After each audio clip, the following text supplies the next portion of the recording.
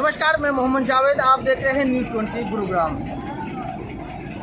दिल्ली सहित कई राज्यों में लगे नाइट कर्फ्यू के कारण साइबर सिटी गुरुग्राम में रहने वाले बाहरी राज्यों के लोगों में डर और भय इतना बढ़ गया है कि वे समय से पहले ही अपने गाँव की तरफ जा रहे हैं। उन्हें डर है कि पूर्व की तरह कहीं फिर से पूर्ण रूप से लॉकडाउन ना लग जाए, कहीं उन्हें फिर से पैदल ना जाना पड़े, इसलिए वो पहले ही अपने गाँव की ओर जा रहे हैं। हम खड़े हैं राजू चौक पर, जहाँ बंगाल, बिहार और अन्य राज्यों के जाने वाले हजारों लोग जा रहे हैं। बढ़ती भीड़ को देखते हुए बस संचालकों ने भी किराया डबल कर दिया है, लेकिन मजदूरों पर इसका कोई असर नहीं पड़ रहा है। उनका कहना है कि उन्हें किसी भी हालत में गांव में जाना है, क्योंकि कुछ मजदूर ऐसे भी हैं जो पिछली बार पैदल गए थे, इसलिए वो उस भय न करते हुए इसलिए पहले ही अपने गाँव की ओर जा रहे हैं। देखिए हमारी ये खास। पूरे देश भर में एक बार फिर कोरोना की दूसरी वेव शुरू हो गई है। ऐसे में लोगों में जहां डर का खौफ है, तो वहीं कई राज्यों ने नाइट कर्फ्यू का ऐलान कर दिया है, तो कुछ में वीकली लॉकडाउन हो गया है। ऐसे में दूसरे राज्यों से आने वाले प्रवासियों में एक बार फिर भगदड़ का माहौल मचा हुआ है। लोगों में डर है कि पिछली बार की तरह उन्हें पैदल यहां से न जाना पड़े। इसी को ध्यान में रखते हुए मजदूरों ने अब लॉकडाउन से पहले ही अपने घरों की तरफ जाने का रुख कर लिया है। गुरुग्राम के राजीव चौक और गुरुग्राम के बस स्टैंड की बात करें तो सैकड़ों की संख्या में मजदूरों का तांता लगा हुआ है। हर कोई अपने घर की तरफ जाना चाहता है, क्योंकि लोगों को ये भी डर सता रहा है कि कहीं इस बार भी उन्हें पैदल न जाना पड़े। साथ ही साथ लोगों में ये भी डर है कि इस बार जो लोग हैं वो किराया माफ़ नहीं करेंगे और खाने पीने के लिए भी इस बार लोग कम ही सामने आएंगे, क्योंकि लोगों के पास पैसा नहीं है, नौकरियां लोगों की जा चुकी है। ऐसे में लोगों को डर एक बार फिर सता रहा है, तो लोग चाह रहे हैं कि पहले ही वो अपने घर पहुंच जाए, ताकि लॉकडाउन ना लगे और हालात पिछले बार की तरह इस बार पैदा ना हो, कहीं दोबारा इसी तरह के हालात हो जाए। डर से ही जा रहे हैं जी। हाँ। डर से ही जा रहे हैं। जब मर्जी तब लॉकडाउन लगा दे रहे हैं आप लोग। हाँ। जब मर्जी सरकार लॉकडाउन लगा रहा है, गरीब आदमी तो मर जाएगा उसमें। तो कहाँ से खाएगा, कहाँ से जाए, इससे अच्छा तो अपना घर चले जाए। तो क्या लोगों को ये भी डर है कि पिछली बार की तरह पैदल न जाना पड़े? इसी तो डर से जा रहा है आदमी बंदे। अगर लॉकडाउन अगर लग गया तो पैदल ना जाना। दूसरा, पिछली बार जिस तरह से लोगों को खाना खिलाया, किराया माफ़ किया, इस बार कुछ हो सकता है इस तरह का? लगता है कुछ? अब तो ये तो सरकार ही सोचेगा। हम लोग तो पता नहीं क्या करते हैं। कभी कभी भी सरकार कुछ भी बोलते हैं, कुछ भी कर देते हैं। कभी तो कुछ कर नहीं सकते। जो करेंगे तो सरकार ही करेंगे। कभी भी लॉकडाउन लगा देते हैं। इसमें तो गरीब आदमी मरेगा इसमें। इससे अच्छा तो घर पे जाके मरो अपना घर परिवार के साथ। हाँ, लग रहा है मुझे। आईडी पर हमारा भाई भी भेज रहा हूँ, मैं भाई को, अपना भाई को भी, छोटे भाई को भेज रहा हूँ। मैं अकेले, तू चला जाओ।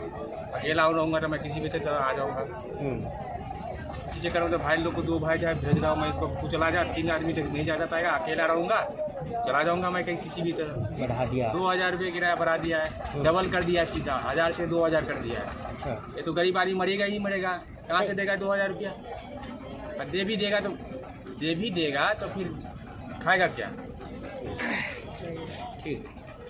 इस बार लोगों की माने तो बस वालों ने किराया भी बढ़ा दिया है, वेटिंग भी ज़्यादा है, लेकिन उसके बावजूद भी लोग किसी भी तरह से कितना भी पैसा देकर अपने घर सेफ सुरक्षित पहुंचना चाहते हैं, वो भी लॉकडाउन के ऐलान से पहले। बिहार जा रहे हैं। क्या लगता है कि पिछली बार की तरह पैदल भी जाना पड़ सकता है अगर टाइम से नहीं गए तो? ये तो हो सकता है। हाँ। जब टाइम से नहीं जा सकते हैं तो पैदल जाना पड़ेगा। अच्छा, तो कितना किराया भी बढ़ा दिया भीड़ को देख के बस वालों ने? किराया तो हम लोग से 2000 ले लिया। पहले कितना लगता था? पहले 3000 रुपया लगता था पिछली बार ही। हाँ, पिछले बार। और वैसे बिना लॉकडाउन के जाए तो कितना लेते थे? तो पहले लॉकडाउन का तो कम होना चाहिए, 1000 रुपया होना चाहिए। अच्छा, तो क्या लगता है कि इस बार अगर आप लोग नहीं गए तो लोग जो किराया माफ़ करा था पिछली बार, खाने को दिया था, वो भी नहीं मिलेगा इस बार? लगता है कुछ नहीं मिलेगा।